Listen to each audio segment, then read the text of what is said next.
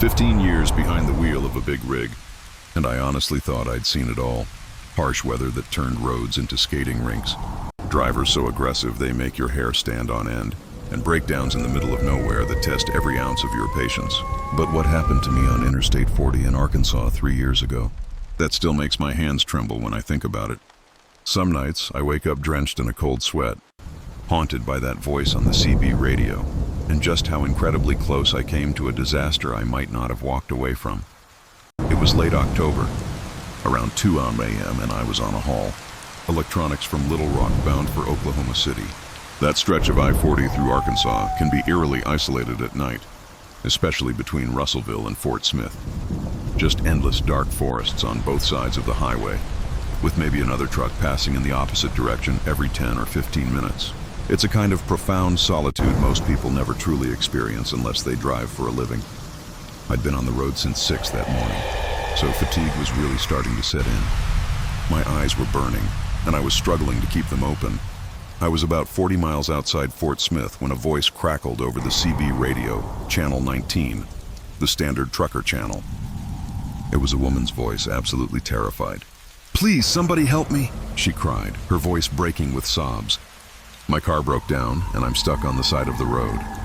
There's something wrong with my engine, and I can't get it started. I'm scared to death out here by myself. Please, if anyone can hear this, I need help.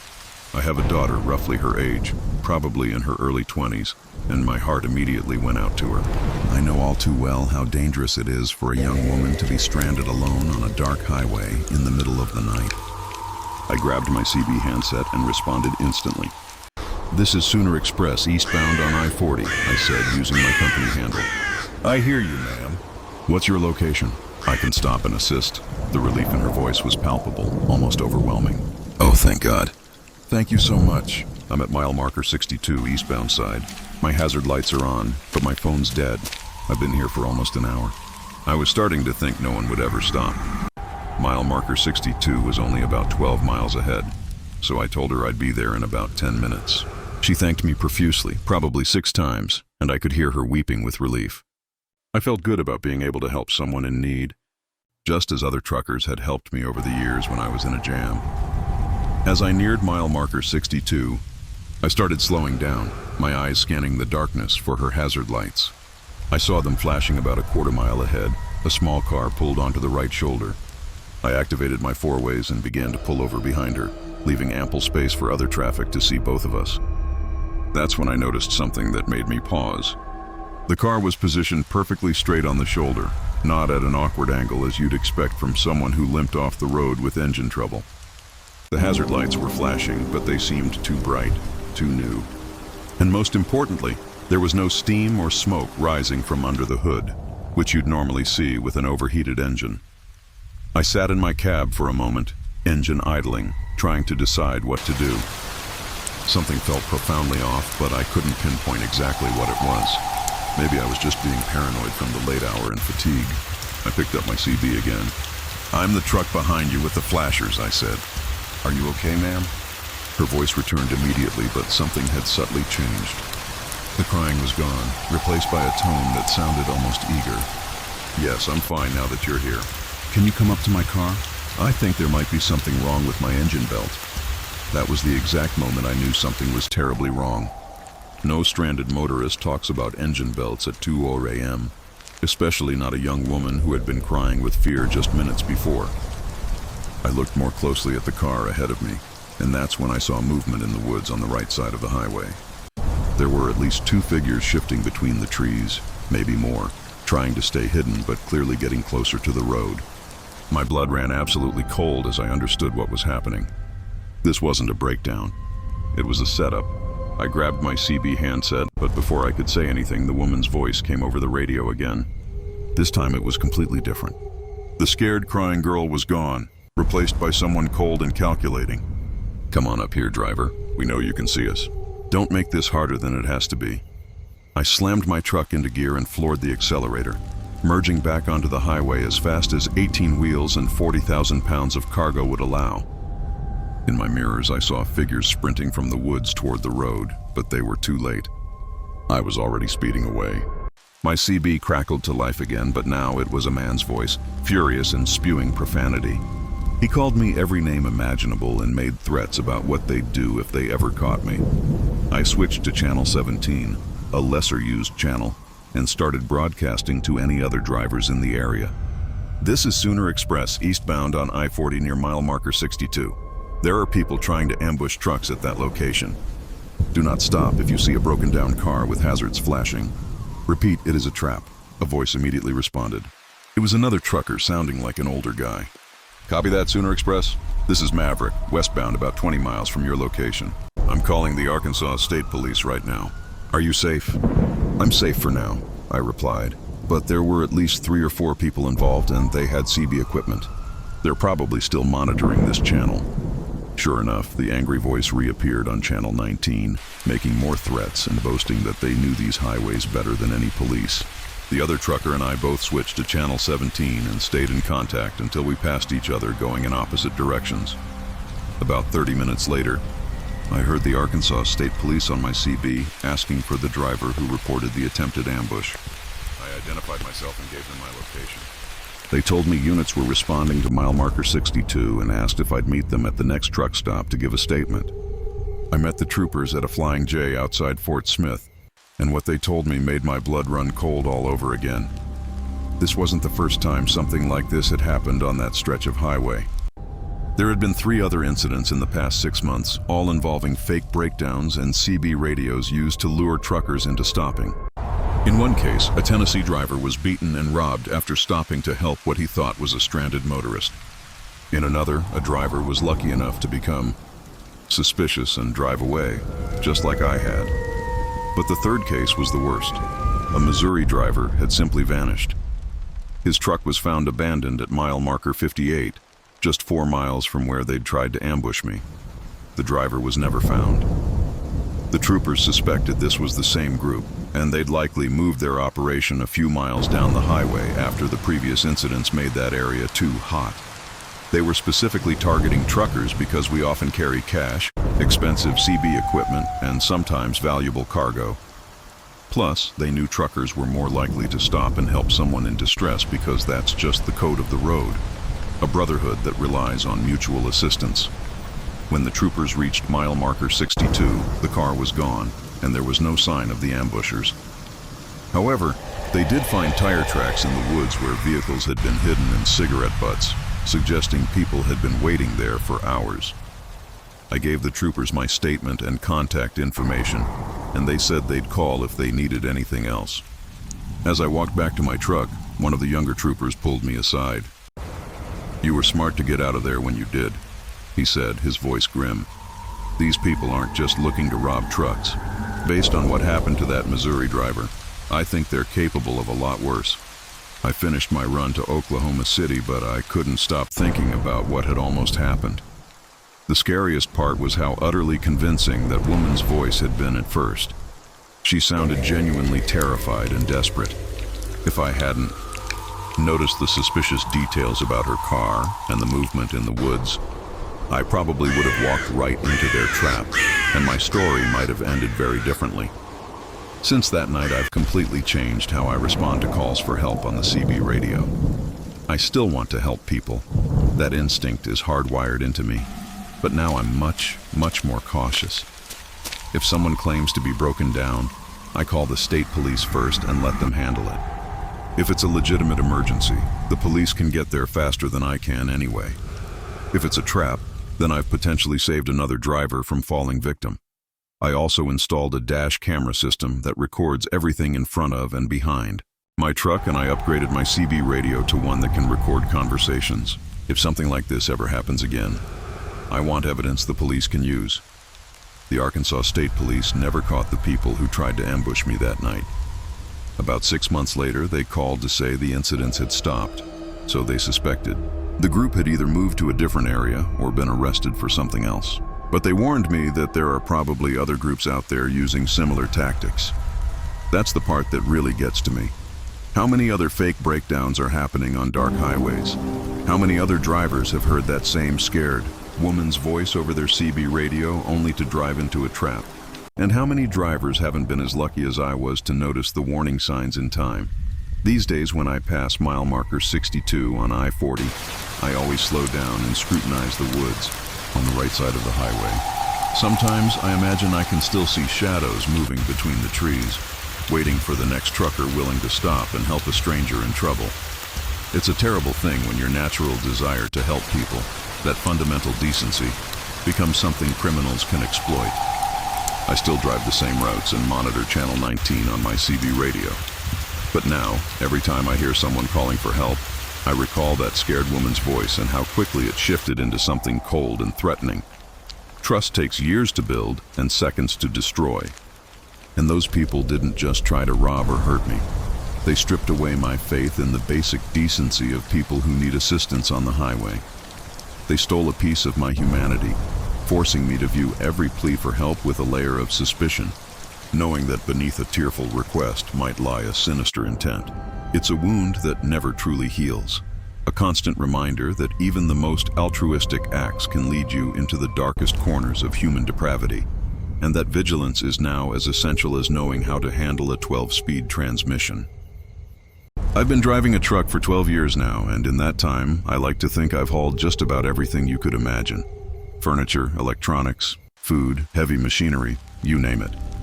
Most days, you know exactly what's in your trailer because you either watch it get loaded or you're handed detailed paperwork. But then there are times, especially with certain companies, when you get what we call a sealed load.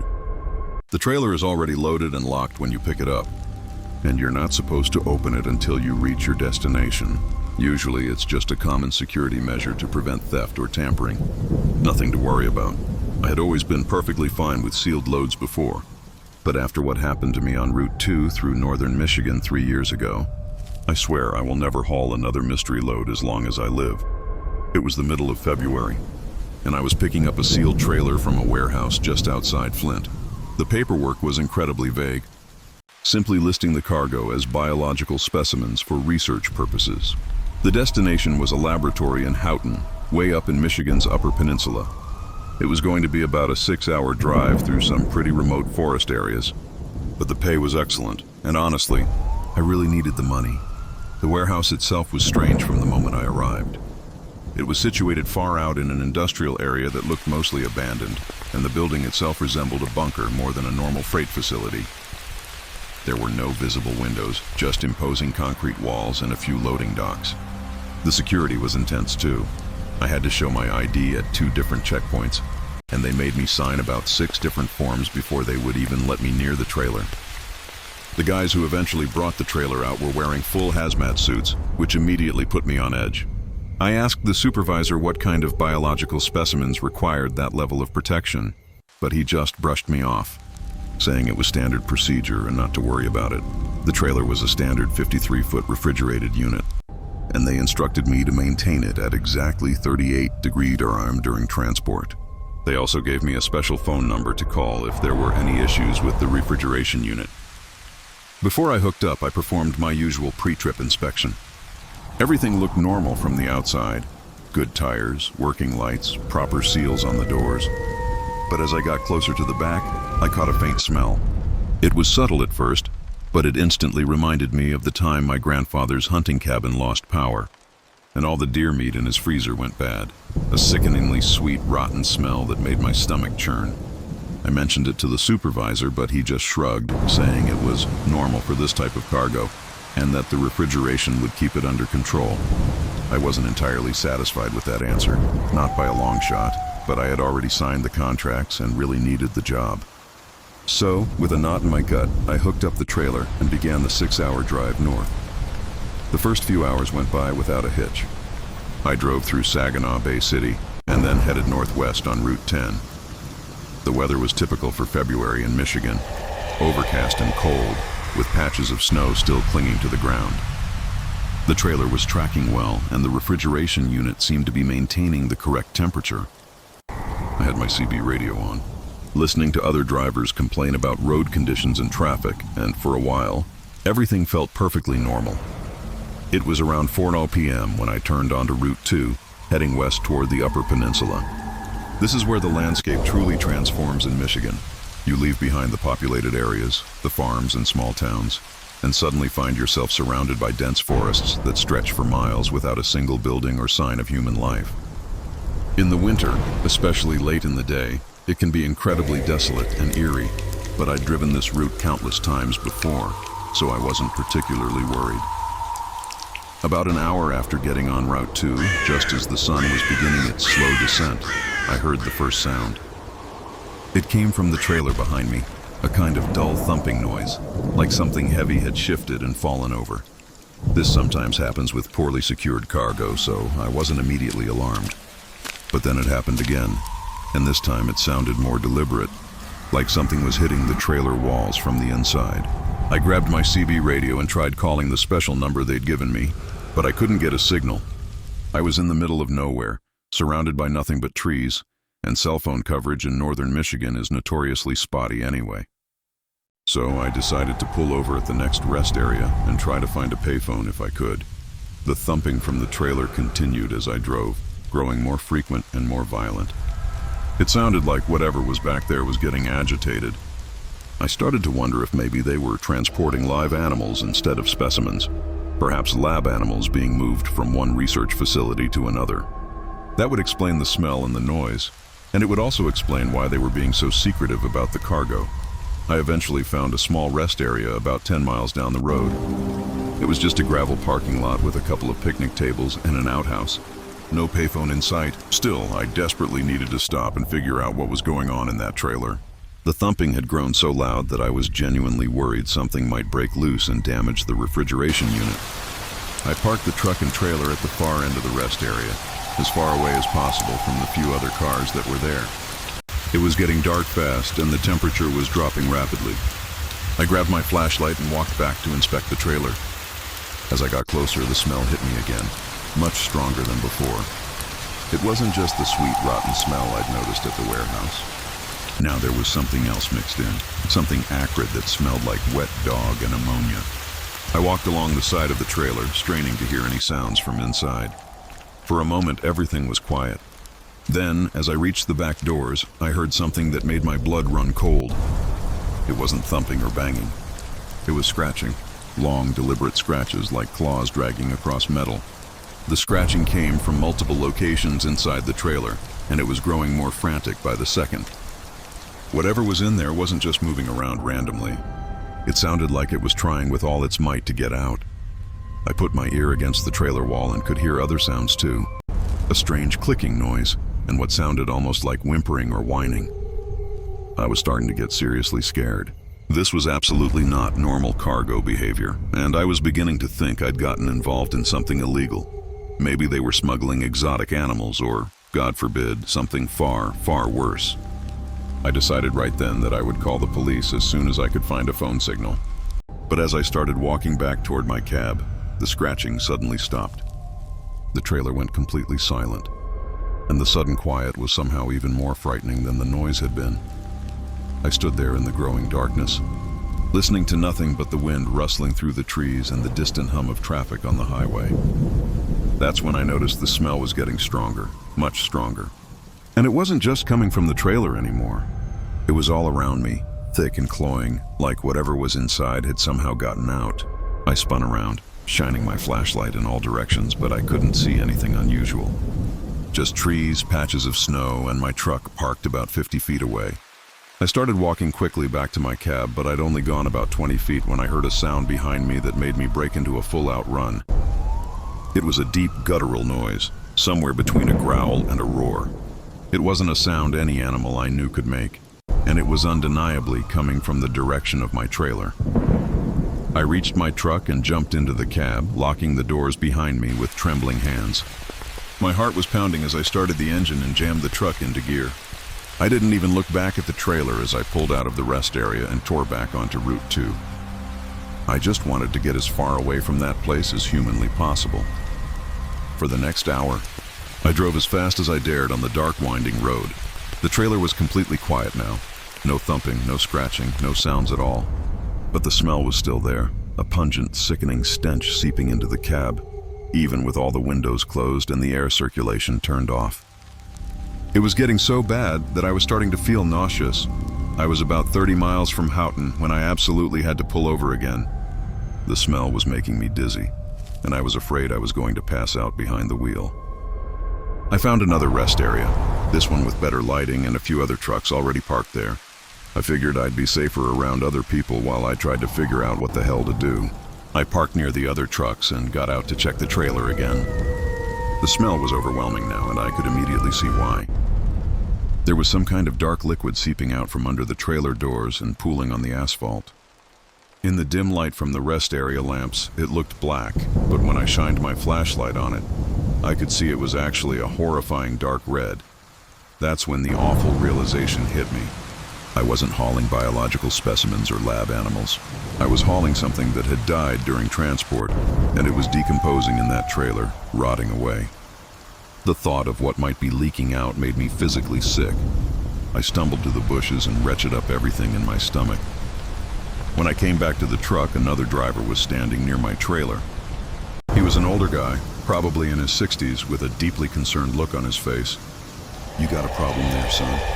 he asked, pointing at the dark liquid on the ground. "That doesn't look good at all." I told him I was hauling a sealed load and didn't know what was inside, but something had obviously gone terribly wrong. He took one look at the fluid, then shook his head slowly. "Son, I've been driving truck for 40 years, and I've seen just about everything. But I've never seen anything leak like that from a legitimate shipment. You need to call the authorities right now." He let me use his satellite phone to call the Michigan State Police. When I explained the situation to the dispatcher, she immediately told me to stay exactly where I was and, under no circumstances, to open the trailer. She said they were sending units from both the state police and the Department of Environmental Quality to investigate. The police arrived about 30 minutes later, followed quickly by what looked like a hazmat team. They made me park my truck about 100 yards away while they examined the trailer. I watched through binoculars as they donned full protective gear before cautiously approaching the back doors. When they finally opened the trailer, even from 100 yards away, I could see the hazmat team members recoil and step back quickly. Whatever was in there was bad enough that even professionals prepared for the worst were visibly shocked by it. They spent about 2 hours documenting everything and taking samples before they finally came over to talk to me.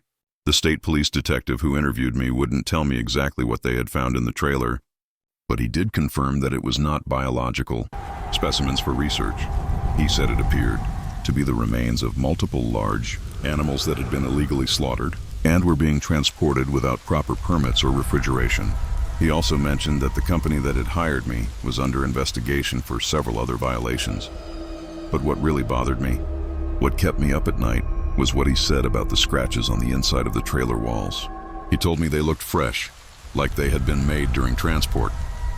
But if the animals were already dead when they loaded the trailer, how in God's name could they have made those scratches?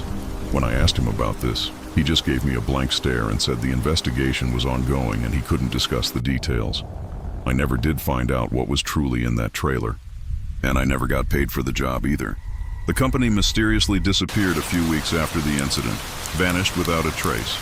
The detective told me they were probably part of some kind of illegal wildlife trafficking operation, a nasty business. But that explanation doesn't account for the terrifying sounds I heard, or those fresh, desperate scratches, or why whatever was in there seemed to be trying so desperately to get out. I quit that trucking company the very next day and found a job with a firm that only hauls legitimate, meticulously documented cargo. I will never ever take another sealed load, no matter how much money they offer me. The nightmares I had for months after that incident, the cold sweats and the lingering dread, were not worth any amount of pay. Sometimes late at night when I'm driving through remote areas, the darkness pressing in, I still think about what might have been in that trailer. Were they truly just dead animals? Or was something still alive when I picked up that load, something horribly trapped and terrified? And if they were alive, what truly happened to them during those 6 hours on the road, slowly succumbing to whatever fate awaited them? The scratching sounds I heard will haunt me for the rest of my life, a chilling reminder of the unknown horrors that can lurk just beyond a locked door. Every now and then, I feel an inexplicable shiver, a fleeting sensation of a presence watching me, a faint echo of that putrid smell. And I pray with every fiber of my being that I never find out what was making them, because some mysteries are better left unsolved, buried deep in the desolate Michigan wilderness. I've been driving a truck for 10 years now, and you'd think I'd know every single truck stop, rest area, and fuel station between Atlanta and Savannah. Highway 80 is practically my second home. I've driven it maybe 200 times over the years. That's why what happened to me last October still makes absolutely no sense, and frankly, it still gives me cold sweats when I let myself think about it too much. That day, I was hauling a load of paper products from a mill outside Macon down to the port in Savannah. It should have been a routine run, one I'd done dozens of times, usually taking around 4 hours. But this particular day felt cursed right from the start. I got a late start because of problems at the loading dock, then ran into construction delays that seemed to stretch for miles. And to top it all off, my truck started having electrical issues, causing my dashboard lights to flicker on and off like a faulty Christmas tree. By the time I reached the halfway point, it was almost 11 at night, and I was running dangerously low on fuel. My gauge showed less than a quarter tank, and I knew there was no way I'd make it to Savannah without stopping. The real problem was that most truck stops along that stretch closed their fuel islands at midnight, and I was cutting it pretty close. My heart was really starting to pound with worry about finding an open station. That's when I saw the exit sign. It read, Truck Plaza, 24 hours, with an arrow pointing right. I had never, ever noticed that exit before, which was incredibly strange considering how many times I'd driven this route. But I was desperate, so I took the exit and followed the signs down a narrow 2-lane road that wound through thick pine woods. About 2 miles in, the truck stop appeared. My first thought was sheer relief. Finally, a place to fuel up. It looked like a decent-sized place with maybe 20 parking spots and what seemed like a full-service restaurant attached to the main building. Several other trucks were already parked, and I could see lights on in the restaurant windows. Everything looked normal enough, even welcoming. I pulled up to the fuel island and shut off my engine. The pumps looked a little older than what I was used to, but they appeared to be working fine. I got out of my cab and walked over to the building to prepay for my fuel, as most places require after midnight for security reasons. Stepping inside, though, was when I first started to notice something was truly off. The decor looked like it hadn't been updated since, well, maybe the 1970s wood-paneled walls, orange shag carpet, and those old-fashioned cash registers with big, clunky buttons and mechanical number displays. Behind the counter was a middle-aged woman with a towering beehive hairdo and makeup that looked straight out of an old movie. "Evening. Honey," she said with a smile that seemed genuine enough, but somehow out of place. "What can I do for you?" I told her I needed to fill up my tanks and asked if I could pay with my company credit card. She took the card, turning it over in her hands and examining it closely as if she'd never seen one before. "I'm sorry, sweetheart, but we only take cash," she said. "There's an ATM over by the restaurant if you need to get some money." This struck me as incredibly odd. Every truck stop in America takes credit cards, especially company fuel cards, but I needed the fuel, so I walked over to the ATM. It was one of those ancient machines with a tiny green screen and buttons that looked like they'd been installed sometime in the 1980s. When I put my card in, it made strange beeping noises, but eventually, thankfully, dispensed the cash I needed.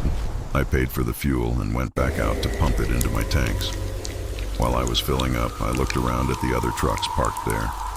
That's when I noticed something else strange, something that sent a shiver down my spine. All the trucks looked old. Not just well-maintained older models, but truly old, like trucks from the 1970s and 1980s that you'd normally only see at truck shows or in museums. One was a 1979 Peterbilt with that distinctive old-style cab and gleaming chrome exhaust stacks. Another was a Kenworth from the early 80s with the kind of elaborate paint job you simply never see anymore. Every single truck had CB antennas and accessories that looked decades old. It was like walking into a truck stop from 40 years in the past. I finished fueling and decided to go into the restaurant for a quick cup of coffee before getting back on the road. The inside of the restaurant was an even bigger time capsule than the main building. Bright red vinyl booths, a jukebox in the corner playing songs from the 1970s, and waitresses wearing uniforms with little white aprons that seemed straight out of a diner movie. The menu was handwritten on a chalkboard, and the prices were ridiculously low. Coffee was 50 cents, hamburgers were $2, and pie was $1.50. I sat at the counter and ordered coffee from a waitress who looked to be in her 30s but wore her hair and makeup in a style from decades ago. As I looked around the restaurant, I realized all the other customers looked the same way. Men wore trucker caps and shirts with logos from companies I was pretty sure had gone out of business years ago. Women had big teased hair and clothes that screamed a different era. The conversations I overheard were even stranger. They were talking about fuel prices that made no sense, complaining about paying 80 cents a gallon when I had just paid over $3. They discussed CB radio channels and trucking regulations I had never heard of in my life. One man was talking about a load he was hauling to a company I knew for certain had been bought out and renamed in the 1990s. I started to feel seriously uncomfortable, like I had accidentally walked into some kind of bizarre historical reenactment or theme restaurant. But everyone was acting completely normal, as if there was absolutely nothing unusual about the situation at all. When I tried to pay for my coffee with modern bills, the waitress looked at them strangely and asked if I had anything smaller. I left a $5 bill on the counter, which seemed to satisfy her, and practically ran for the door. As I was leaving, I heard one of the truck drivers at a booth say something that made my blood run cold. "That new girl sure is dressed funny," he said to his companion. "Look at them clothes she's wearing. And that truck of hers, I've never seen anything like it." They were talking about me. My truck is a 2019 Freightliner, which is modern but certainly not unheard of. And my clothes were just jeans and a company shirt, nothing that should have attracted attention. But apparently, in this place, I was the one who looked utterly out of place. I walked quickly back to my truck, wanting to get out of there as fast as humanly possible. But as I was doing my pre-trip inspection before leaving, one of the other drivers approached me. He was an older man, probably in his 60s, wearing a flannel shirt and a trucker cap with a patch from a company I didn't recognize. "That's a real nice rig you got there," he said, walking around my truck and examining it closely. "What year is that Freightliner?" "I've never seen one with all them fancy electronics and such." I told him it was a 2019 model, and he looked at me like I was completely insane. "2019? He said, laughing. "Come on now, girl. Quit pulling my leg. It's only 1983. They don't make trucks like this yet." For 14 years, the hum of my big rig has been my constant companion on the open road. And in all that time, my CB radio has been my window to the world, or at least to the world of other truckers. I've heard it all. The grumbles about traffic jams, urgent whispers about speed traps, warnings of treacherous weather ahead, and just the easygoing chatter that helps pass those endless, solitary hours. The CB for us, it's more than just a radio. It's a lifeline, a comfort, a way to feel connected when you're hundreds of miles from anything familiar. But what unfolded 2 years ago on Interstate 94 in North Dakota shattered that sense of connection, twisting it into something chilling. That's when I learned that sometimes the voice on the other end of the line isn't one you ever want to hear again. I was hauling a load of farm equipment, making my usual run from Bismarck to Minneapolis. It's a stretch of highway that cuts right through some of the most desolate, isolated country you'll find in America. Interstate 94 across North Dakota is mostly just a long, straight ribbon of asphalt winding through seemingly endless fields of wheat and corn. You might spot a farmhouse or a lonely grain elevator every 10 or 15 miles, but that's about it. During harvest season, in September, there's some life out there. Tractors moving, combines roaring. But this was late November. Everything was dead and brown, frozen under a heavy, gray sky that promised snow any minute. I'd been driving since early morning, and by the time I hit Jamestown, roughly the halfway point, darkness was already settling in. The weather was turning nasty too. A biting cold wind was starting to buffet my trailer, and the first few hesitant snowflakes began to tap against my windshield. I had my CB tuned to channel 19, hoping to catch some chatter about road conditions ahead, when a voice cut through the static, instantly making my gut clench with discomfort. Well, the voice drawled, and even through the crackle, I could practically hear the sneer. "Look what we got here, Montana Rick, eastbound in that pretty blue Peterbilt. How you doing tonight, Rick?" My heart did a little jump. The voice knew my handle and the color of my truck. That meant whoever it was, they could see me.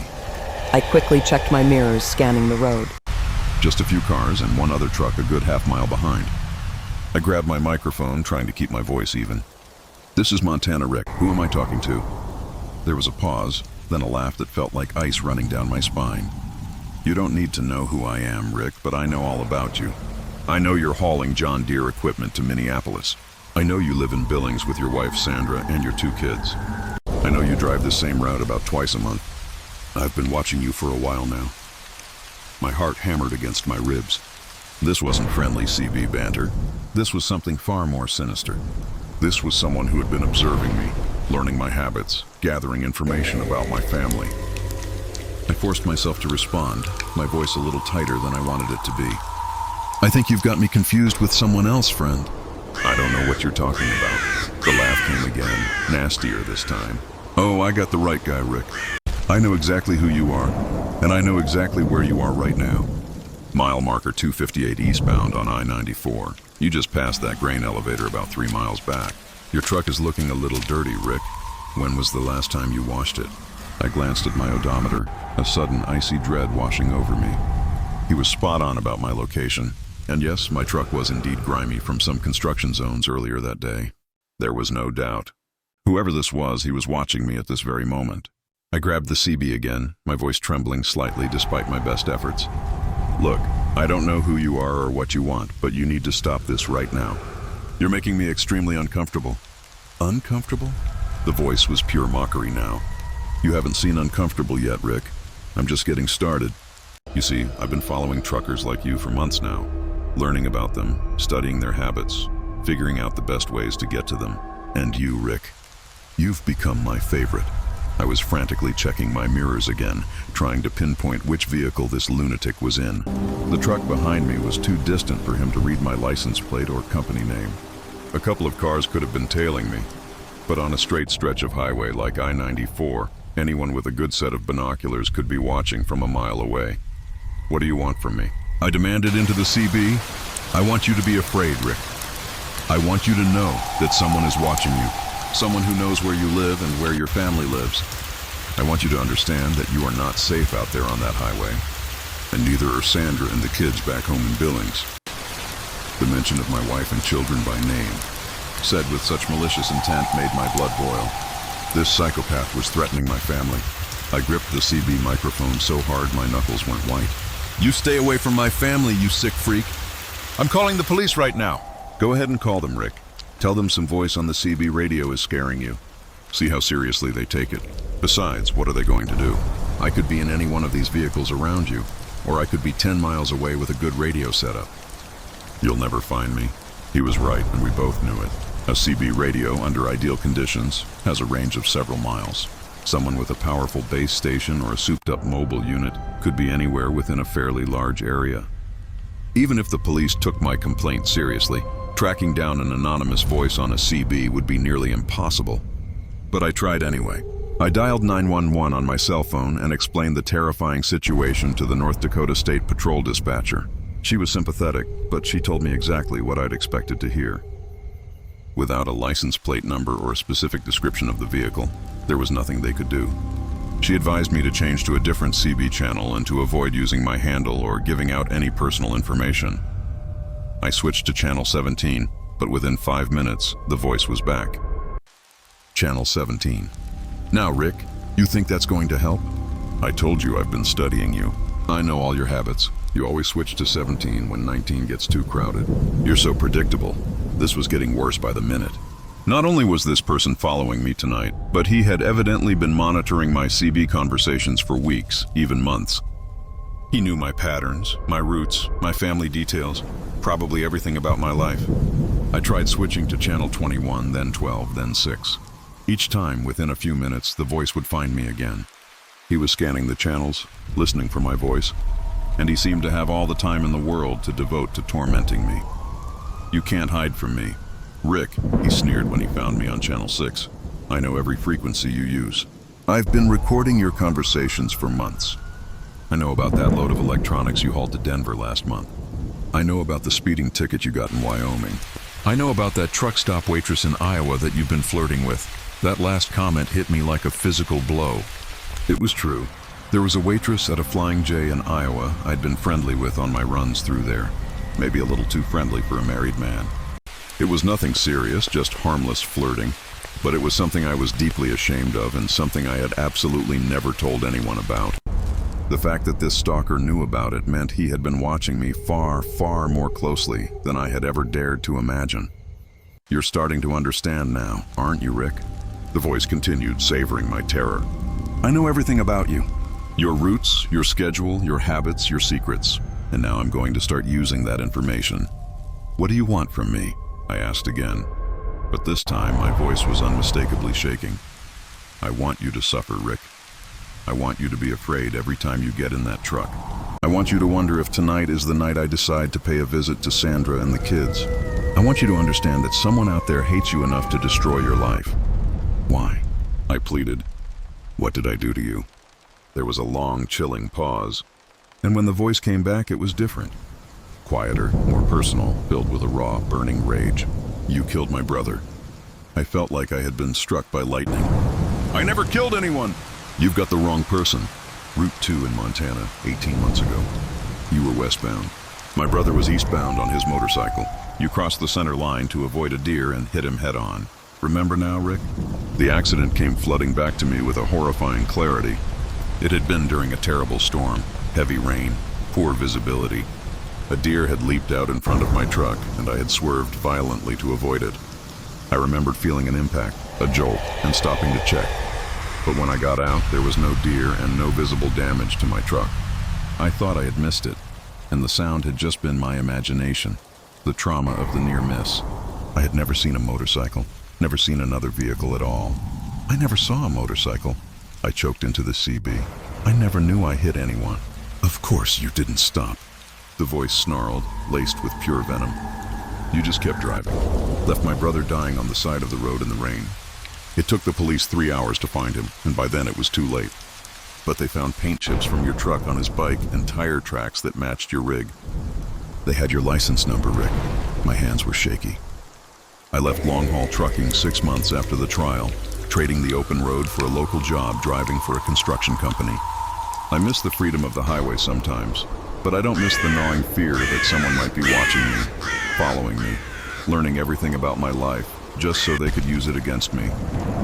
The worst part is the chilling realization that there are probably other Robert Kowalskis out there, nursing grudges against drivers for real or imagined wrongs, planning their own campaigns of terror and revenge. The CB radio, which used to connect us to other drivers and make us feel less alone on the highway, had become a weapon that someone could use to reach into our lives and utterly destroy them. That's the real horror of what happened to me. It was not just the threats or the stalking. It was the realization that the very technology that makes trucking bearable can also make it terrifying. Even now, years later, the echo of that voice still sometimes finds its way into my quiet moments. The fear, though dulled, never truly vanishes. It taught me that home isn't just a place, but a feeling of security, and that feeling can be utterly shattered by a determined, twisted mind. The open road, which once felt like freedom, now carries a lingering shadow. Every time I get into a truck, a tiny part of me scans the horizon, wondering, watching. The joy of simple solitude, the easy companionship of the CB, those have been replaced by a cautious vigilance. It's a heavy burden, living with the knowledge that someone out there believes you took a life, even if unintentionally. And the chilling truth is, while Robert Kowalski is behind bars, the world is full of unspoken grievances, of people nursing their pain and seeking their own brand of justice. It's a stark reminder that in our increasingly connected world, the very tools designed to bring us closer can, in the wrong hands, become instruments of profound terror and isolation, leaving scars that run far deeper than any physical injury, permanently altering one's sense of safety and trust in the world. For 11 years, I'd driven my rig across this country, navigating countless warehouses, loading docks, and industrial sites, from the sprawling distribution centers of retail giants to the humble, converted barns of family businesses. I truly believed I'd seen every type of pickup and delivery imaginable. But what unfolded at an industrial facility outside Bakersfield 3 years ago still twists my dreams into nightmares. It taught me that some cargo, some experiences are best left untouched, and some horrors should never be transported by anyone. It was late October, and I had just finished dropping off a load of agricultural equipment at a farm near Fresno when my dispatcher called. The offer was tempting, a pickup that very evening, promising double my usual pay for a similar run. With my daughter's college tuition looming, I couldn't say no, even if it meant driving through the night. The pickup location was listed as Kern Valley Industrial Storage, an address about 30 miles southeast of Bakersfield. I'd never heard of it, but that wasn't unusual. New warehouses pop up all the time in California. The paperwork claimed I'd be hauling processed agricultural products to a facility in Phoenix, which sounded routine enough. I pulled up to the address around 11:10 p.m., expecting a brightly lit industrial complex, bustling with activity. Instead, my headlights cut through the darkness to reveal a narrow dirt track leading to an isolated, dilapidated warehouse surrounded by empty fields. The building itself looked forgotten, rust streaking its corrugated metal siding, weeds pushing through cracks in the neglected parking lot. There were no company signs, just a small, nondescript placard by the entrance, KVI storage. 2 pickup trucks and a large refrigerated trailer, looking like it had been there for ages, were the only other vehicles. A single dim floodlight cast long, eerie shadows across the loading dock where several figures moved. A cold unease began to settle in my gut, but I'd driven all this way and I needed that money, so I backed my trailer up to the dock and went to find whoever was in charge. The men working the dock weren't like the usual warehouse crew. They wore dark clothing and heavy work gloves despite the mild night. Not one of them met my gaze. When I asked who to check in with, they merely pointed toward a small windowless office tacked onto the side of the warehouse. The office was even stranger than the loading area. It was furnished with old metal desks and filing cabinets that looked like they'd been salvaged from a 1970s government surplus sale. The walls were covered with charts and diagrams I couldn't make any sense of. Behind the main desk sat a thin, nervous-looking man in his 50s who introduced himself as Mr. Patterson. He shoved several documents at me, but every time I tried to read them carefully, he'd rush me, insisting they had to finish the load before morning. "What exactly am I hauling?" I asked, the vague paperwork still bothering me. "Processed meat products," he rattled off without looking up from his clipboard. "Specialty items for restaurants in Phoenix. Nothing you need to worry about." I asked to see the load before they sealed the trailer, standard practice for most drivers. But Mr. Patterson flatly refused, citing health department regulations. He assured me everything was properly packaged and temperature controlled, adding that I just needed to maintain the refrigeration at 35 degrees during transport. While we spoke, I began to hear sounds from the warehouse that didn't fit a meat processing operation.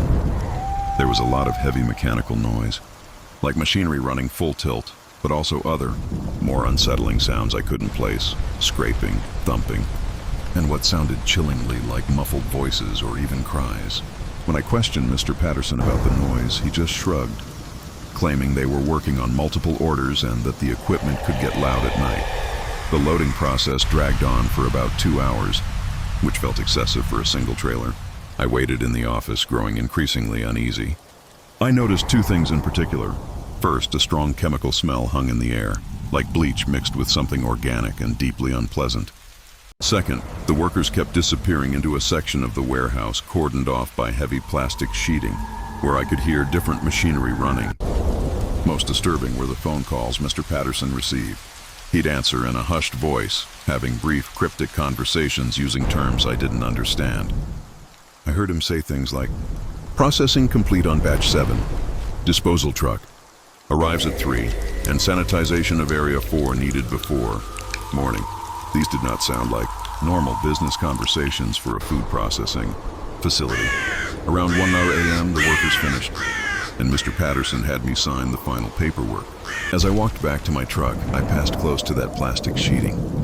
Through a slight gap, I caught a glimpse into the forbidden room beyond, and what I saw made my blood run cold. Under bright lights were several large metal tables, and on them lay what looked like body parts.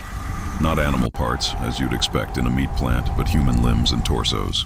People in surgical scrubs moved around the tables, surrounded by medical instruments and containers brimming with organs. A sickening realization washed over me. I was staring at an illegal organ harvesting operation. I tried to act normal, my heart hammering against my ribs as I returned to my truck. My hands shook as I started the engine. The workers sealed my trailer, handed me the documentation, and I drove away as quickly as I could without appearing suspicious. But as soon as the facility was out of sight, I pulled over and called 911. The Kern County Sheriff's Department dispatcher listened intently to my frantic report. She took me seriously, but advised me to continue my delivery as planned. They didn't want to alert the criminals that they'd been discovered. Detectives, she assured me, would meet me at a truck stop outside Barstow to examine the cargo and coordinate with law enforcement in Arizona. The next 4 hours were the longest of my life. I drove through the night, a chilling charnel house on wheels, knowing my trailer was loaded with evidence of human butchery and likely human remains. The refrigeration unit dutifully kept the trailer at the required temperature, and the thought of what I was keeping cold back there made me want to vomit. Every time I glanced in my mirrors and saw that dark box behind me, a wave of nausea washed over me. True to their word, detectives met me at the truck stop, accompanied by a team from the coroner's office and several FBI agents. When they opened my trailer, even these experienced law enforcement professionals were visibly shaken. The trailer was packed with coolers and containers, and inside were human organs, tissue samples, and body parts, meticulously harvested and packaged for transport. According to the FBI agent who interviewed me, I had stumbled into a large-scale illegal organ trafficking network. The Bakersfield warehouse was one of several facilities where they were murdering victims for their organs, processing them, and shipping them to buyers. Across the country, my truck, it turned out, was being used to transport harvested organs to a medical facility in Phoenix. A willing partner in this horrifying criminal enterprise. The investigation sparked by my report led to the arrest of over 20 individuals across California, Arizona, and Nevada. The facility where I'd picked up the load was raided the very next day, revealing evidence of dozens of victims, homeless people, undocumented immigrants, other vulnerable individuals who wouldn't be missed if they vanished. What haunted me most was learning this wasn't the first time they had used my trucking company to transport their gruesome cargo. The FBI told me they'd been hiring independent drivers for months to move their processed meat products. And I was just the first driver who happened to see something I shouldn't have. Other drivers, they speculated, had probably transported similar loads without ever knowing the true nature of their freight. The psychological impact of that night has never left me. For months, I'd wake in cold sweats. Those metal tables and figures in scrubs burned into my mind. I still wonder about the victims whose remains I unknowingly transported, whether their families ever found closure. I felt complicit, an unwitting cog in their machinery of death, even though I hadn't known. I took a 6-month leave from trucking after the trial, which saw several defendants convicted and sentenced to life in prison. When I finally returned to work, I changed companies and now only haul for customers I know personally. I refuse any pickup involving refrigerated cargo, processed food products, or unfamiliar facilities. The worst part is the chilling certainty that other operations like this are still out there, using legitimate truckers to transport their illegal cargo. Every time I see a driver picking up a sealed load from an unfamiliar warehouse, I can't help but wonder if they know what they're truly hauling. These criminal organizations are sophisticated enough to make everything look legitimate, and most drivers would never have any reason to suspect the horrific truth in their trailers. I still have nightmares about that warehouse in Bakersfield, the plastic sheeting, the gleaming metal tables, the incessant hum of machinery in the dead of night. But mostly I dream about the victims, the people who died so their organs could be harvested and sold for profit. I carry the weight of their memory every time I get behind the wheel. The FBI agent told me my report saved lives by shutting down the network before it could claim more victims. He said I should be proud of doing the right thing, even though it put me in danger. But it's hard to feel proud when you know you were an unwitting participant in something so profoundly evil. This experience taught me that there are horrors in this world most people never see. That evil can easily hide behind the facade of legitimate business. It taught me that as truck drivers, we have a responsibility to pay attention, to question what we are hauling and where we are picking it up. Most importantly, it taught me that if something feels wrong, it probably is wrong. And it is always better to walk away from a job than to become part of something that will haunt you for the rest of your life. I will never forget the faces of those workers at the loading dock, the sickening smell of that warehouse, or the terrifying sight of what lay on those metal tables. But I will also never forget that sometimes one person's willingness to speak up can stop something terrible from continuing. The victims of that organ trafficking network deserve justice, and I'm glad I was able to help them get it, even though the cost to my own peace of mind has been enormous. The road can be a dangerous place for truck drivers, but the real danger isn't always other vehicles or bad weather. Sometimes the real danger is the cargo we agree to haul and the people who hire us to haul it. lurking just beneath the surface of routine, waiting to shatter your world. The silence of the night, the anonymity of the highway, can be a perfect cloak for the most heinous crimes, and it makes you question how many unspoken tragedies pass us by, day in and day out, hidden in plain sight. I've been driving my truck through the Appalachian Mountains for 9 long years, and in all that time I truly thought I knew every winding road, every treacherous mountain pass, and every secret shortcut West Virginia had to offer. These mountains, they can be a real beast to navigate, especially when the weather turns foul, but there's an undeniable beauty to them that keeps drawing me back year after year. But what happened to me on one particularly thick, foggy night in November 2 years ago now shattered everything I thought I knew. It showed me there are roads in these mountains that don't exist on any map, places that defy logic and reason, existing in a way that just shouldn't be possible. That night, I was hauling a load of furniture from a factory in Martinsburg all the way to a distribution center in Charleston. It was a run I'd done 50 times, maybe more. A routine 3-hour drive, usually just following Interstate 81 south, then hopping onto Interstate 64 west, right through the heart of the mountain region. But from the moment I left the loading dock, everything just went sideways. First, there was a massive accident on I-81, traffic backed up for miles. Then, further down the line, construction on I-64 forced all the trucks onto a detour, adding another hour to my already delayed schedule. By the time I was finally getting close to Charleston, it was pushing midnight, and I was running seriously behind. To top it all off, a dense, soupy fog had rolled in, cutting visibility down to maybe 20 feet in front of my headlights. It was a white-knuckle drive. I was relying on my GPS to guide me through this unfamiliar detour when suddenly it chirped. Take the next right turn to stay on the fastest route to your destination. I peered through the fog, and there it was, a turn onto a road I had never, ever noticed before, despite having driven this area countless times. It was a narrow 2-lane mountain road with no street signs or route markers visible in the swirling mist. Something about that road felt profoundly wrong from the second I turned onto it. The pavement looked ancient, far older than anything you'd expect on a state highway, riddled with deep cracks and potholes, clearly hadn't seen maintenance in decades. There were no guardrails along the edges, which was terrifying, especially as we were undeniably climbing higher into the mountains where the drop-offs could be lethal. Most unnerving of all, though, was the utter lack of any other vehicles. Even on a remote back road at midnight, that was just strange. The fog just seemed to get thicker the higher I climbed, until I could barely make out the edge of the pavement in my headlights. My GPS, meanwhile, was still insisting I was on the correct route, but the estimated time to my destination kept jumping around wildly. 30 minutes, then an hour and 15, then 45. The system seemed as lost and confused as I was about where this road was actually taking me. After about 20 minutes of this eerie drive, I started to see lights flickering through the fog ahead. My first thought was relief, other traffic finally. But as I got closer, I realized the lights weren't moving.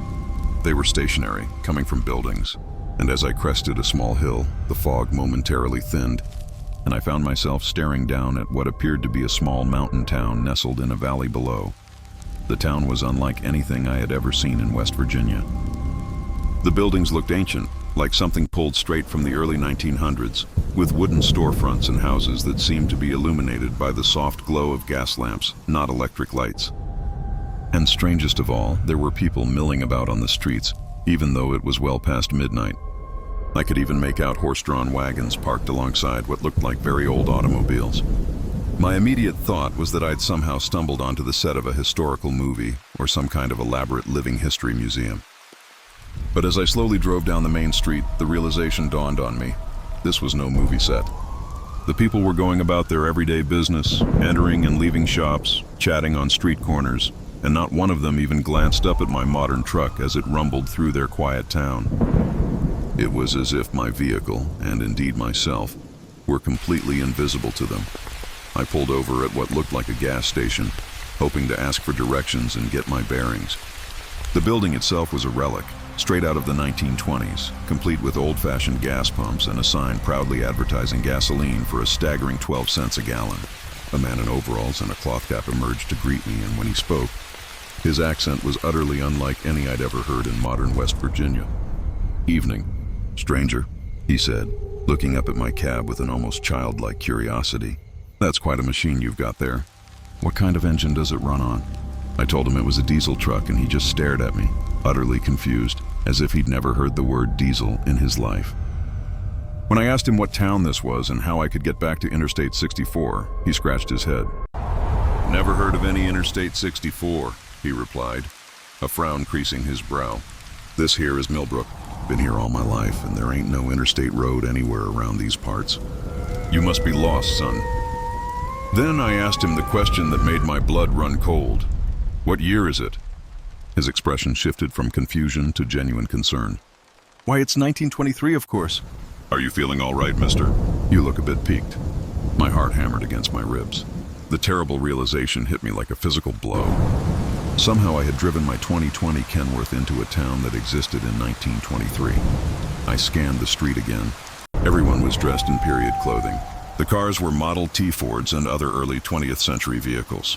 The architecture, the gas street lamps, even the very smell of the air was from a different era. I thanked the man, my voice barely a whisper, and scrambled back into my truck as fast as I could. I needed to get out of there, back to my own time, back to the real world. But as I tried to drive back up the hill the way I'd come, I found the road was blocked. People stood across the street, and they didn't look friendly. They were pointing at my truck, murmuring to each other in voices too low for me to catch. Then, an older man in a black suit and hat approached my driver's side window. When I rolled it down, his eyes, dark and piercing, seemed to see right through me, into my very soul. You don't belong here, he said, his voice barely above a whisper, yet it resonated with chilling authority. This is not your time, and this is not your place. But now that you are here, you cannot leave. What do you mean I cannot leave? I managed to ask, trying desperately to keep my voice steady, to hide the tremor of fear that was seizing me. The road only goes one way for people like you, he answered, his gaze unwavering. You can go deeper into our world, but you cannot go back to yours. That is the price of traveling on roads that do not exist in your time. I checked my mirrors, and my stomach dropped. More people had gathered behind my truck, not overtly threatening, but forming an unmistakable barrier. I was trapped in a town from 1923 with no way back. The old man in the black suit tapped on my window again, his movement slow and deliberate. There is a way out, he conceded, his voice softer now, almost enticing. But you have to follow the rules. You have to become one of us. Give up your old life and stay here forever. Or you can try to find the other road, the one that leads out of our time. But most people who try that road are never seen again. My gaze followed his pointing finger towards the far end of town, where the street dissolved into the thick fog and darkness. That way leads to places that are worse than here, he warned. Places where time does not work at all, where people get lost between the years and wander forever. But it is your choice. I knew with every fiber of my being that I couldn't stay in 1923, no matter how real and strangely captivating this place seemed. I had a family waiting for me in 2022, a job, a whole life I needed to return to. So, with a nod of thanks to the old man, I put my truck in gear and drove towards the far end of town, towards the road he had so grimly warned me about. The people of Millbrook watched me go, but they made no move to stop me. As I reached the edge of town, I glanced back and saw them all standing in the street, a collective expression of sadness and disappointment on their faces, as if they had truly hoped I would choose to remain with them. The road leading out of town was even more bewildering than the one that had brought me there. It twisted and turned in ways that defied all logic, sometimes climbing so steeply uphill I worried about my engine, and other times dropping so sharply I feared my brakes wouldn't hold. The fog was an impenetrable curtain, allowing me to see nothing beyond the immediate glow of my headlights, and my GPS had completely given up, a blank screen reflecting my growing panic. I drove for what felt like endless hours, though my clock was behaving erratically, sometimes jumping forward by 30 minutes, then inexplicably going backward. I passed through other small communities, each seemingly from a different era. One looked like a frontier town straight out of the 1800s, with wooden sidewalks and hitching posts. Another appeared more modern, but all the cars were gleaming models from the 1950s. In each place, people would emerge to stare at my truck and wave, but I never stopped. I was gripped by the terrifying fear that if I paused again, I would become trapped in another time period. forever lost, never finding my way home. Finally, after a nightmarish journey through this landscape of displaced time and impossible geography, I saw something that ignited a flicker of hope within me. Modern road signs began to appear ahead, and the pavement beneath my wheels felt new and well-maintained. As I rounded a familiar curve, I saw the unmistakable green signs of Interstate 64, and a wave of profound relief washed over me. I was back. I was in the real world. I pulled over at the very first truck stop I found, shaking uncontrollably, and called my dispatcher to let him know I was all right. I had been missing for over 12 hours, and the GPS tracking system on my truck had shown me in an area where no roads existed. Search and rescue teams had been out looking for me. Fearing I'd driven off a cliff or gotten hopelessly stuck in some remote wilderness, I tried. God knows I tried to explain what had happened. But no one believed me. They thought the stress of driving in heavy fog had caused me to hallucinate, or perhaps I'd suffered some kind of mental breakdown. The company sent me to a doctor who, after a thorough examination, found absolutely nothing physically wrong with me, but strongly recommended I take some time off to recover from whatever I had experienced. I never found any record of a town called Millbrook in West Virginia, nor any coherent explanation for how I had vanished for half a day while supposedly driving on roads that simply didn't exist. The specific GPS route that had led me to that initial mountain road was no longer in the system, completely vanished. And when I tried to retrace my path a few weeks later, my heart pounding with a desperate need for answers, I couldn't for the life of me find the turnoff that had initiated the whole nightmare. But I know what I experienced was real. I know with chilling certainty that there are roads hidden deep within these mountains that connect to places and times that should not, by any stretch of our understanding, exist. I know there are communities of people living in the past, trapped in their own time periods, forever hoping that lost travelers like me will choose to stay with them. Since that night, I've become much more careful about which routes I take through the mountains. I stick rigidly to the main highways and avoid any detours or shortcuts my GPS might suggest, no matter how efficient it claims to be. I always carry paper maps in my truck as a backup, a tangible reminder of the world I understand, and I absolutely never drive alone through remote areas at night anymore. Other drivers, usually older, more seasoned folks, have told me similar, whispered stories, tales of getting lost on roads that don't appear on any map, or finding themselves in places that seem to exist just outside the normal flow of time. Most people, of course, dismiss these stories as mere folklore, the ramblings of overtired minds, or the product of isolation. But I know better. I know there are profound mysteries in these mountains that we simply don't understand, and roads that lead to destinations that should be utterly impossible. The most frightening part of it all isn't just the memory of what happened to me, but the gnawing uncertainty. How many other drivers have taken those impossible roads and never found their way back? How many truckers have disappeared into these mountains, officially listed as missing persons, but are actually trapped in some other time or place, living lives they never chose? How many are still out there driving those twisting, time-defying roads, endlessly searching for a way home that may no longer exist? I still drive through West Virginia. It's my job, my livelihood, the way I provide for my family. But every single time I see the fog begin to roll in over the mountain peaks, every time my GPS suggests an unfamiliar route, I remember that old man in the black suit and his chilling warning about roads that only go one way.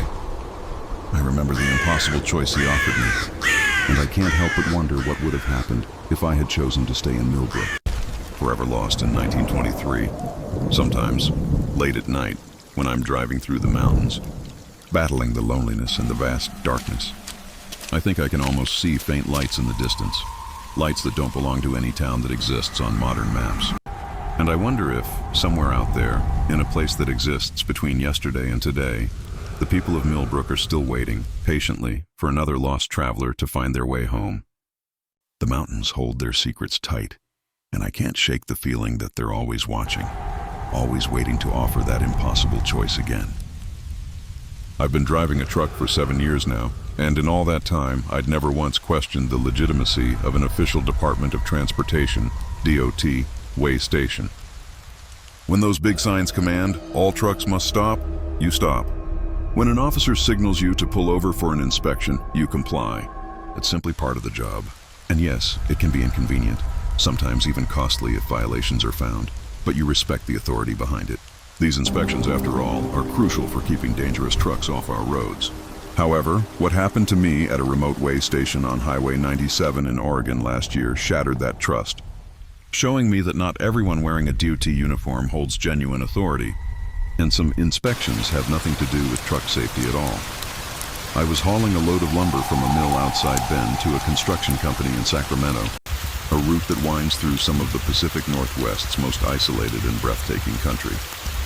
Highway 97 cuts north and south through central Oregon, with long stretches where you might not see another vehicle for 20 or even 30 minutes. The landscape is high desert, juniper trees and sagebrush stretching endlessly in every direction. It's the kind of place where you can truly savor the isolation and the unique freedom of the trucking life. It was around 9 at night in early December, and I'd been on the road since noon. The weather was clear and cold, with a new moon making the desert darkness almost absolute, save for my headlights cutting through it. I was perhaps 40 miles south of Bend when I spotted the familiar signs for a mandatory way station ahead.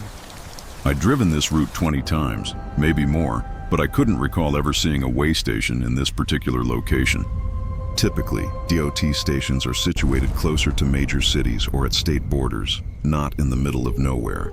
Yet the signs looked utterly official, standard DOT logos, the familiar "all commercial vehicles must stop" mandate. As I drew closer, I could clearly see the way station building and the scale platforms brightly lit by floodlights. A couple of other trucks were already there, and I could make out figures in what appeared to be DOT uniforms moving around the facility. Everything seemed normal, legitimate. I pulled my rig onto the scale, waiting for the signal to proceed to the inspection area. A man in a DOT jacket, clipboard in hand, approached my truck. He looked professional enough with the standard uniform and equipment I was accustomed to seeing at way stations. He instructed me to park in Bay 3 and bring my logbook and vehicle registration to the office for inspection. The office itself was a temporary-looking structure, more akin to a construction trailer than the permanent facilities you typically find at way stations. Inside, several men wore DOT uniforms, but something felt off about them. They lacked the professional demeanor of real DOT officers, and they seemed far more interested in my cargo en route than my driving hours or vehicle maintenance records. "What exactly are you hauling?" one of them asked, despite my bill of lading clearly stating lumber products. I told him it was construction lumber, and he pressed further, asking where I'd loaded it and where I was delivering it. These were unusual questions for a DOT inspection, which usually zeroes in on driver qualifications, hours of service, and vehicle safety, not cargo specifics. Still, I answered honestly, figuring they might be conducting some kind of special investigation. Another officer quizzed me about my route, whether I made this run regularly, what days of the week I typically traveled this highway, and if I ever carried different types of cargo. Again, these felt like strange questions for a routine inspection, but I cooperated, as I truly had nothing to hide. The inspection of my truck dragged on for much longer than normal. A typical DOT inspection usually takes 30 to 45 minutes, but these men spent over 2 hours going through my vehicle. They seemed particularly fixated on my sleeper berth and the storage compartments, rummaging through my personal belongings with an excessive intensity. They also spent a considerable amount of time examining the lumber in my trailer, measuring boards, and taking photographs. What truly began to gnaw at me was their communication. Real DOT officers are usually very professional and systematic, but these men were whispering amongst themselves, making phone calls in voices too low for me to discern. At one point I saw one speaking into a radio, but his words sounded like coded language, not the standard terminology law enforcement uses. Around midnight, one of the officers informed me that they needed to conduct a more detailed inspection of my cargo, meaning I'd have to wait while they unloaded and examined every single piece of lumber in my trailer. This was highly unusual. DOT inspections rarely involve unloading cargo unless there's a specific, urgent safety concern. I asked to see their supervisor, but they curtly told me he wasn't available, and I had no choice but to comply. As they began unloading my trailer, several things solidified my growing suspicion. First, there were no other DOT vehicles at the facility, which was odd since way stations typically have at least one official patrol car on site. Second, The equipment they were using to move my lumber looked more like standard construction gear than the specialized tools DOT inspectors normally employ. Most importantly, I could see into their office building, and there were no computers or official DOT forms visible, just some basic furniture and communication equipment. It was then that the cold dread began to set in, and I knew I needed to call for help. I walked back to my truck to grab my cell phone, but when I tried to make a call, I discovered there was no signal. While not uncommon in rural areas, it felt like an incredibly convenient coincidence that the cell towers were down at this precise location. I then tried my CB radio, but I couldn't raise any other drivers on the normal channels.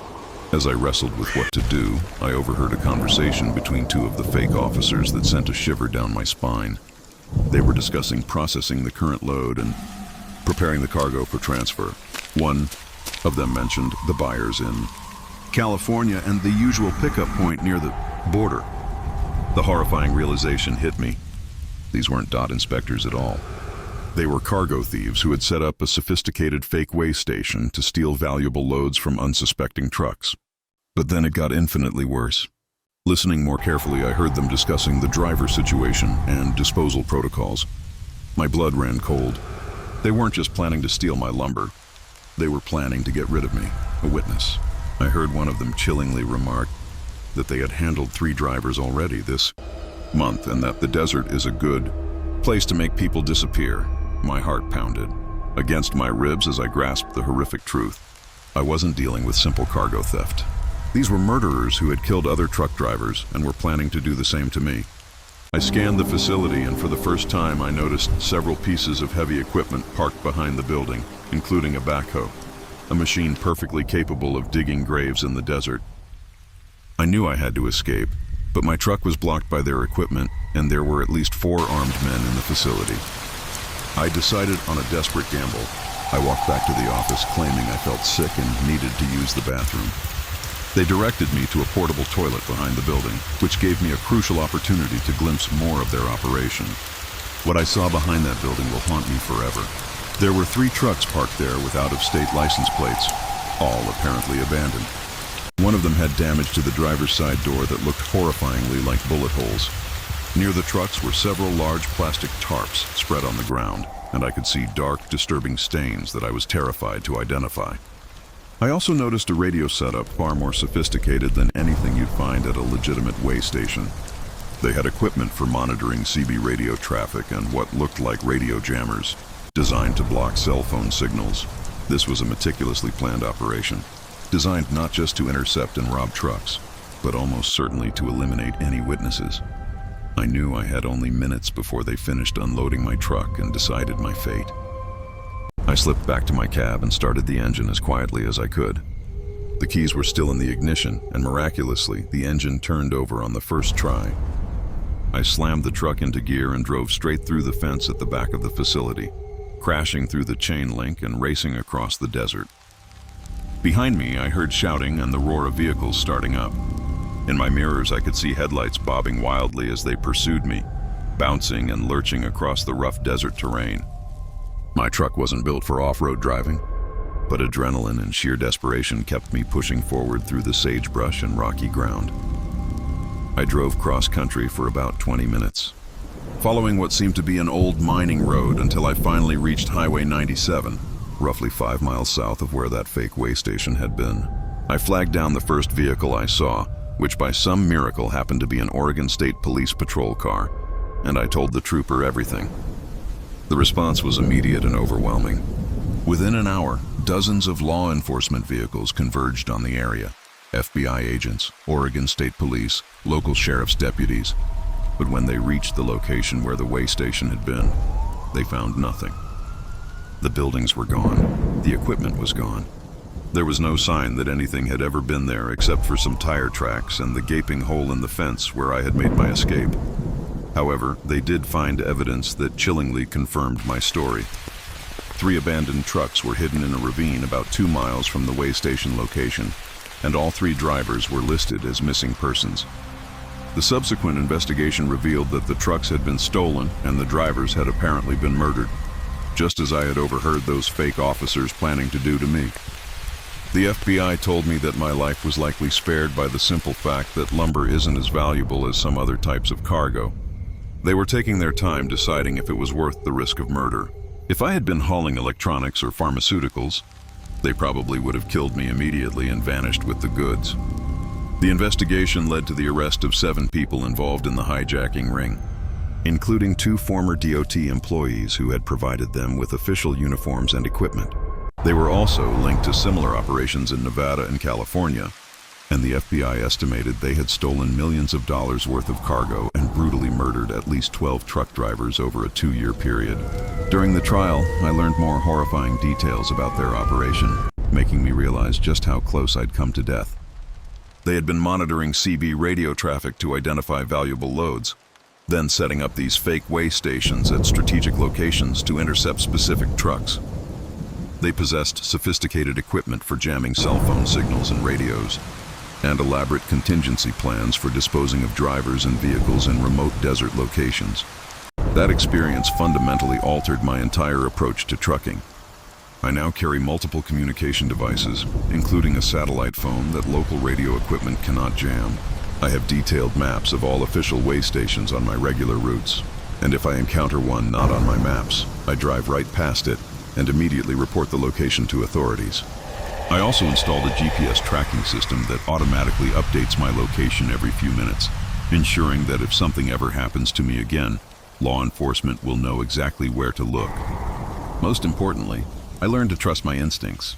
If something feels wrong about an official stop or inspection, it probably is wrong. Real DOT officers follow standard procedures and ask standard questions. If someone claiming to be a DOT officer starts asking unusual questions about cargo or routes, or if the facility doesn't look like other weigh stations you've seen, it is far better to be suspicious and wrong than to be trusting and dead. The worst part of the whole ordeal is knowing that there are likely other criminal organizations out there using similar insidious tactics. How many truck drivers have vanished on remote highways, officially listed as missing persons, but were in fact murdered by hijackers posing as law enforcement? How many fake weigh stations and inspection points are operating right now, patiently waiting for the next unsuspecting driver to stop? This chilling reality haunts me, a stark reminder of the vulnerability of those of us who spend our lives on the open road. It's a psychological burden to constantly second-guess every flashing light, every roadside encounter, every uniform you see. The industry needs to wake up and do more to educate drivers about these evolving threats, to provide clear guidelines for identifying legitimate law enforcement facilities versus cunning deceptions. We need a unified front against these predators who prey on our trust and dedication. I still drive Highway 97 regularly, but I'm infinitely more careful about where I stop and who I trust. Every time I see a weigh station sign, I verify it against my maps. Every time I interact with someone claiming to be a DOT officer, I scrutinize their questions and procedures. And every time I drive past that desolate section of desert where the fake weigh station once stood, I vividly remember how terrifyingly close I came to becoming another missing person statistic. The road can indeed be a dangerous place, but the real danger isn't always other drivers or mechanical failures. Sometimes the true peril comes from people who expertly weaponize our inherent trust in authority and our willingness to follow the rules against us. That is a gut-wrenching lesson every truck driver needs to learn before it's tragically too late.